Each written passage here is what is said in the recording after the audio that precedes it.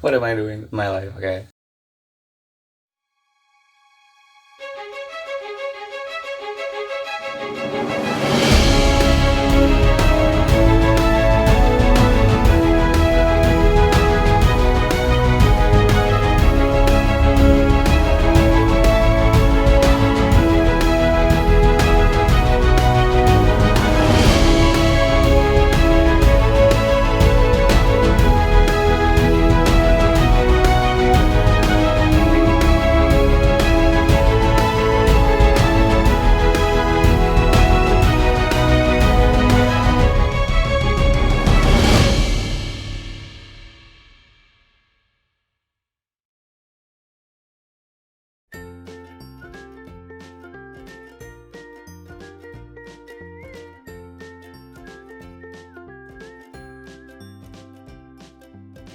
Hello, hi. How's everyone doing? I hope you have a great morning and also still having some sanity to get through these tough times. Sebelumnya kita perkenalan dulu ya, but of course I'll do it in English. Although my pronunciation kind of bad, so I'm so sorry for that. Hi, I'm Miss Koharmoko, but if it's too difficult to be pronounced, you can just call me Koko, like baju koko. And currently I go to Indonesian University of Education and I'm also taking architecture major. Hari ini kita akan belajar, atau lebih tepatnya I'll give you some sneak peeks about what are you guys going to learn in next grade. So without any further ado, let's get to the material. So according to the book, which is entitled When English Rings a Bell, and the curriculum will go to the chapter 3 entitled We Know What to Do, page 33.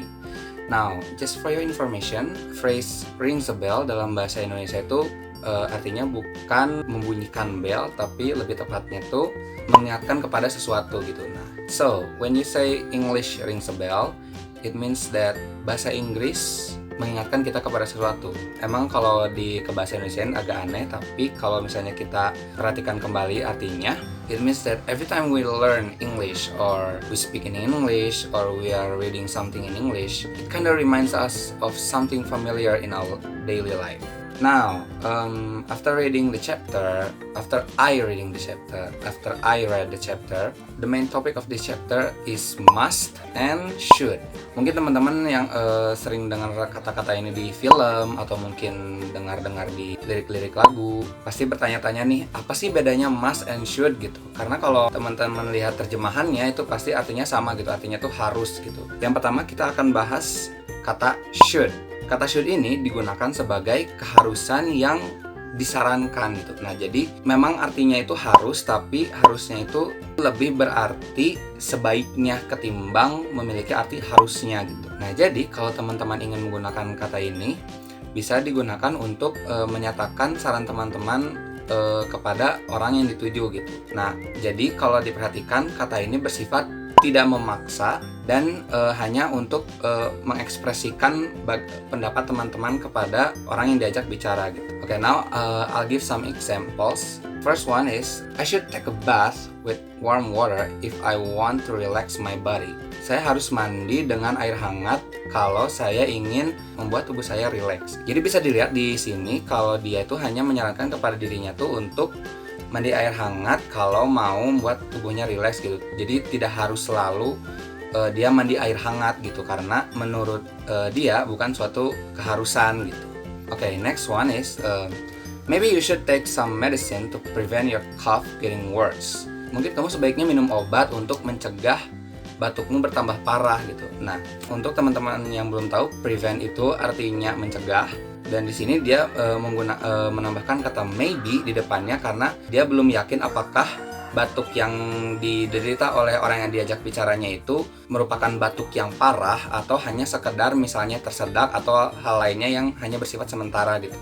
Jadi dia hanya memberikan saran yang tidak sekuat kalimat yang pertama gitu, seperti itu. The last one is he should do what he want or he'll be in trouble. Dia harus melakukan apa yang dia inginkan atau dia akan berada dalam masalah. Nah, di sini bisa dilihat kalimat what he want itu merujuk kepada orang lain gitu, bukan ke orang yang diajak bicara. Nah, di sini situasinya itu ada seseorang yang misalnya disuruh oleh atasannya misalnya. Nah, kita bilang ke orang yang kita ajak bicara itu, dia sepertinya harus ngikutin apa yang atasannya minta gitu, karena kalau tidak dia akan berada dalam masalah seperti itu. Jadi kalau teman-teman ingin memberi saran atau pendapat teman-teman kepada orang lain dalam bahasa Inggris tanpa ada unsur memaksa dalam pendapat teman-teman tersebut, teman-teman bisa menggunakan kata should ini sebagai cara untuk mengekspresikannya. Oke, next word is must. Nah, untuk kata must sendiri itu dipakai sebagai keharusan yang datang dari diri sendiri. Hah, maksudnya gimana tuh keharusan datang dari diri sendiri? Nah, jadi kalau di bahasa Inggris itu, misalnya kita mengatakan harus sesuatu. Nah, harus ini tuh bisa berasal datang dari diri sendiri atau dari pihak luar gitu. Nah, pihak luar ini bisa datang dari lembaga, orang lain, ataupun kondisi luar yang mengakibatkan kita harus melakukan apa yang mereka katakan gitu. Nah, karena kata must ini bersifat keharusan yang datang dari diri sendiri, maka nanti statementnya itu atau pernyataannya itu lebih masuk ke logika yang kita pikirkan bisa kita lakukan gitu, atau harus kita lakukan gitu. Jadi kata must itu bukan datang dari logika orang lain yang mempengaruhi diri kita gitu, tapi logika kita sendiri yang mempengaruhi statement atau pernyataan tersebut. Nah, basically if you want to tell yourself to do something, it's based on something that we think it's logical and it can be done by us. Dari awal juga sudah dijelaskan bahwa kata must itu merupakan keharusan yang datang dari diri sendiri. Berarti secara tidak langsung kata must ini bersifat memaksa yang berdasarkan dari pendapat diri sendiri, sehingga kemungkinan besar most of the time kegiatan atau pernyataannya itu pasti terlaksana gitu. Okay, I guess that's it for today's video. I hope you guys enjoy it and I hope it's not boring and cringy and awkward. See you next time.